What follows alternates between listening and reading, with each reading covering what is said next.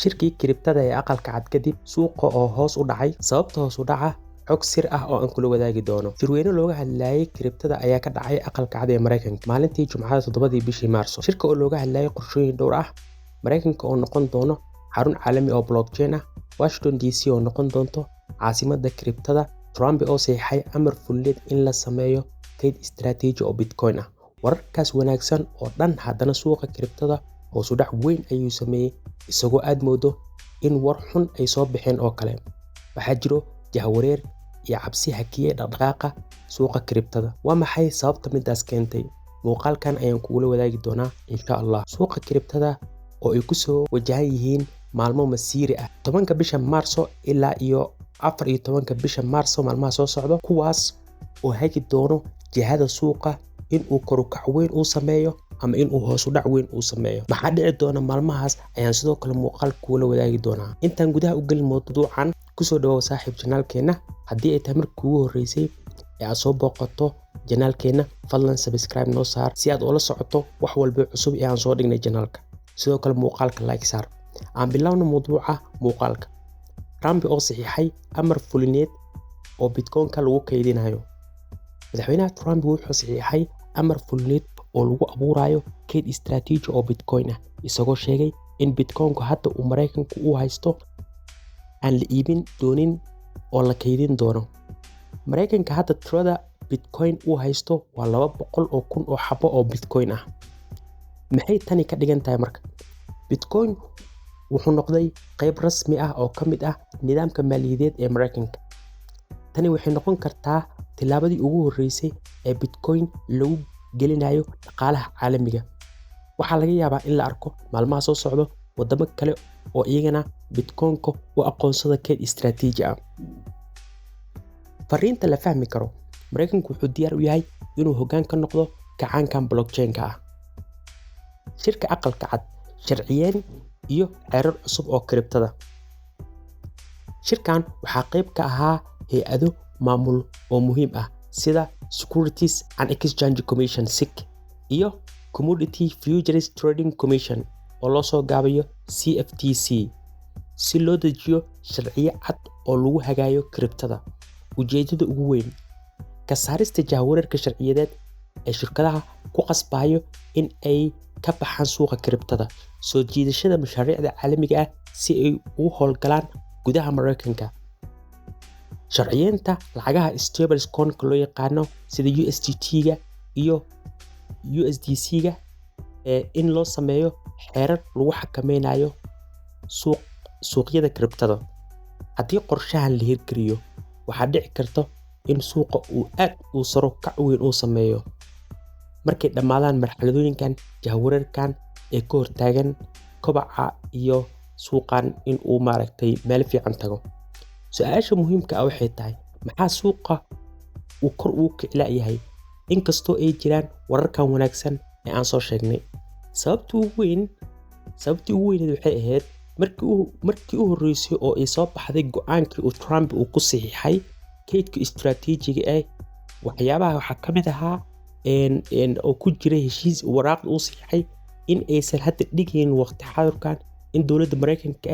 ay iibsato Bitcoin cusub inay suuqa ka soo iibsato laakiin qorshaheeda bilowga hore al aqal laakiin gadaasha dambe ay ka iibsan doonto laakiin taas beddelkeeda hadda waqti xaadirkan ay keedsan doonto inta ay haysato taas marka waxay keentay in mid negative ay noqoto suuqii wuxuu isku bedelay inuu hoos aado sidoo kale waxaa jiro manipulation oo market makerska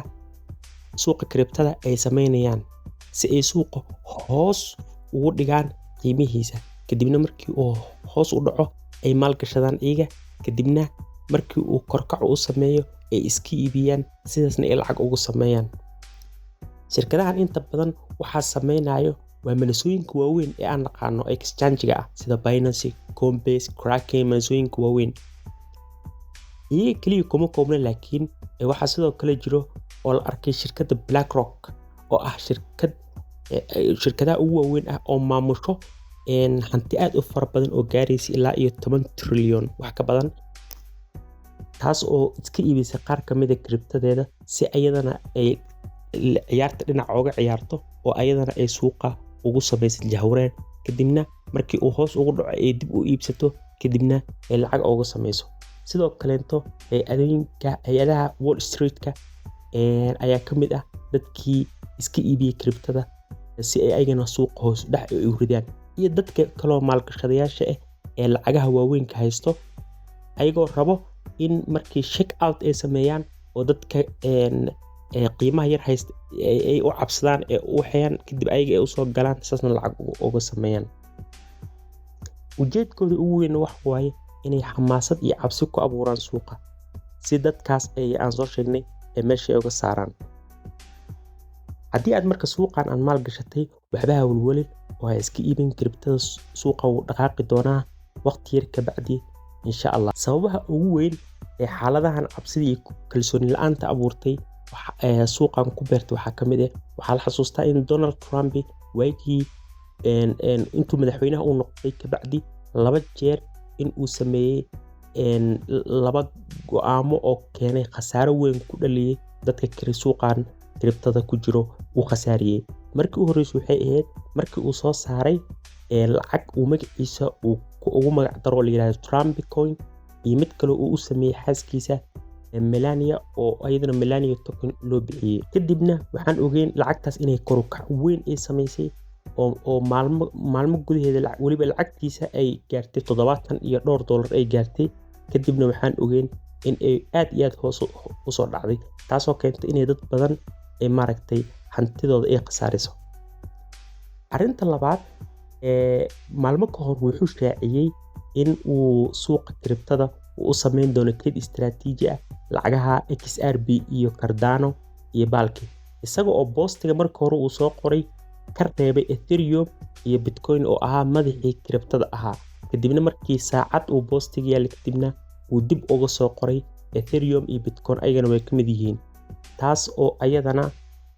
markii 24 saac kadib uu suuqa uu ka macaasho lacag dhan ay kor u wada kaceen haddana 24 saac kadib hoos u dhac weyn suuqa ku abuurtay taas oo markii dambe hashtag loogu sameeyay Twitter-ka oo loo bixiyay Trump waa Bambi iyo Dambi waaye marna waa suuqa waa kicina marna waa dhinaca camal sidoo kale bishii hore waxaan ognahay in madaxweynaha Argentina uu soo boosti gareeyay account-kiisa uu ku soo boosti gareeyay manasada X Twitter uu ku soo boosti gareeyay lacag la yiraahdo Libra taasoo uu kadibna markii uu lacagta soo bandhigay bacdi 5 saacadood lacagtii 90% qiimaheeda hoos u dhacday ayadana muuqaal ayaan ka sameynay dhacdadaas oo dad badan hantidooda ku baaba'day ayadana maxay ahayd muuqaalka waxaad ka heli doontaan muuqaaladeena kale YouTube-ka ka aragtaan waad ka arki doontaan marka maxaa la filan karaa walwalkaas badan aan soo sheegnay haddana wali waxa la filayaa in suuqa uu uga falcelin doono inuu korkac u sameeyo isbuucan waxa nagu soo foodlay maalmo masiiri ah waxaana ka mid ah 10ka bisha Maarso oo ah maalin ka bacdi Brito waa xilliga kala guurka ee Bitcoin-ka waa fasal waqtiyadeed waayo oo muhiim ah oo saameyn ku yeelan karo qiimaha Bitcoin sidoo kale maalinta ku xigto Mareykanka waxa soo bixi doono la soo bandhigi doona fursadaha shaqo ay dawladda Mareykanka soo bandhigi doontaa waana warbixin muhiim ah oo muujinayso tirada shaqooyinka ee ka banaan suuqa Mareykanka taasoo saameyn ku yeelan karto dhaqaalaha guud iyo suuqan kriptada ah maadaama Mareykanku uu yahay wadanka ugu dhaqaalaha badan dunida waxyaabaha ka soo baxo dhan suuqa aad buu u saameeyaa dhaqaalaha dunida waxa kaloo kamid ah 12ka bisha Maarso oo ayadana soo bixi doonto xogta sicir bararka waa warbixin muhiim ah ayadana oo muujinayso heerarka sicir bararka ee Mareykanka taasoo ayadana saameyn ku yeelan karto siyaasadaha lacagaha iyo go'aamada bangiyada dhexe 14ka bisha Maarso intuu dhaxayso 10 ilaa 14ka bisha Maarso waxa dhici doonta codbixin oo golaha aqalka sare ee Senatorka Mareykanka ayaa waxay u codbixin doonaan go'aanka sharciga ee lacagta kriptada ah ee stable coins loo yaqaan sida USDT-da iyo USDC-da ayaa go'aan laga gaari doonaa marka ayadana rajo weyn baa laga qabaa insha Allah in la bixiyo taasna haddii ay dhacdo suuqa si weyn ayuu uga falcelin doonaa su'aasha marka muhiimka hadda taagana waxay tahay goorma ayuu suuq farxi doonaa oo korkac uu sameyn doonaa insha Allah marka wixii ra'yigaaga ahna saaxiib qaybta comment-ga nagula wadaag insha Allah muuqaalkeena intaas ayuu nooga egyahay saaxiib haddii ay channelka markii ugu horreysay ay tahay aad soo booqato sidoo kale mar kale waan kusoo dhaweynaynaa ha iloobin inaad subscribe saar si aad la socoto wax walba cusub aan soo bandhigno sidoo kale muuqaalka like saar si meel dheer uu gaaro intaas ayaa muuqaalkeenu ku ilaahay. Assalaamu calaykum waraxmatullaahi wabarakaatu.